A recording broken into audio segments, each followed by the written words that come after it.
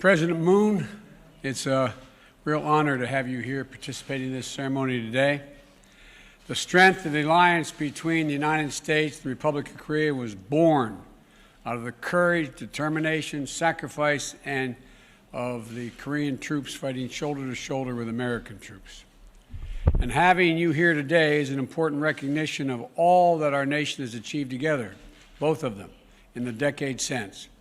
And I'm joined by my wife, Jill, who's as excited about this event as I am. The Vice President and the Second Gentleman are here as well.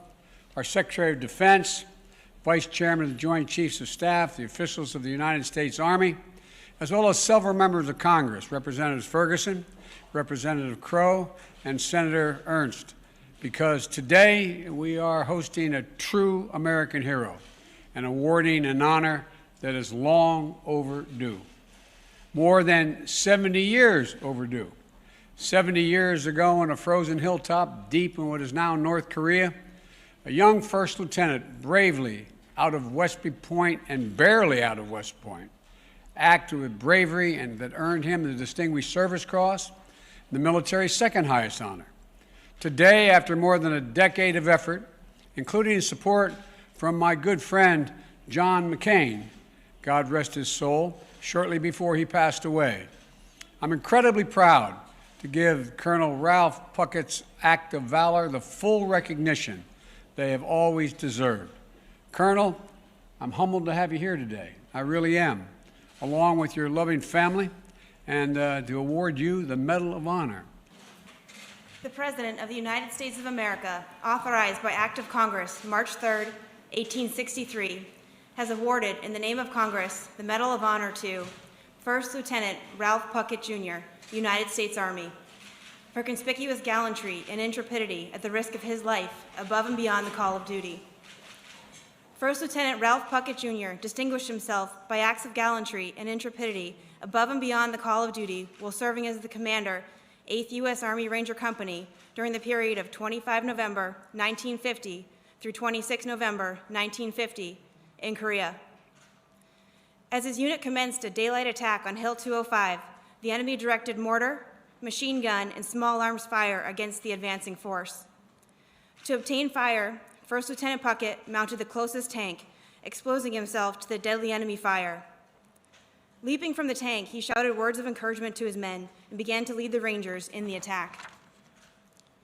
Almost immediately, enemy fire threatened the success of the attack by pinning down one platoon. Leaving the safety of his position with full knowledge of the danger, First Lieutenant Puckett intentionally ran across an open area 3 times to draw enemy fire, thereby allowing the Rangers to locate and destroy the enemy positions and to seize Hill 205. During the night, the enemy launched a counterattack that lasted 4 hours. Over the course of the counterattack, the Rangers were inspired and motivated by the extraordinary leadership and courageous example exhibited by First Lieutenant Puckett.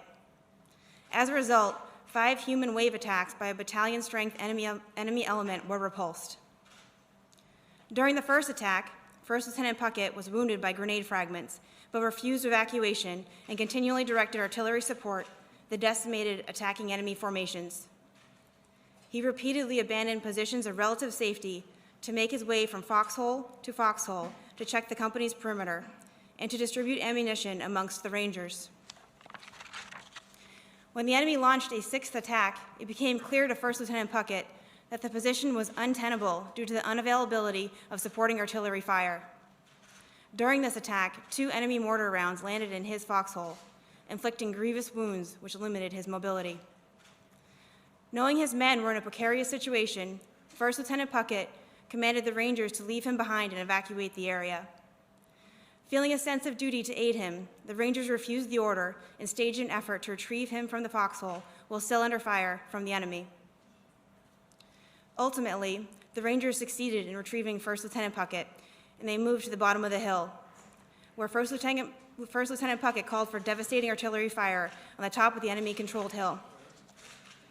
First Lieutenant Puckett's extraordinary heroism and selflessness above and beyond the call of duty were in keeping with the highest traditions of military service and reflect great credit upon himself, his unit, and the United States Army.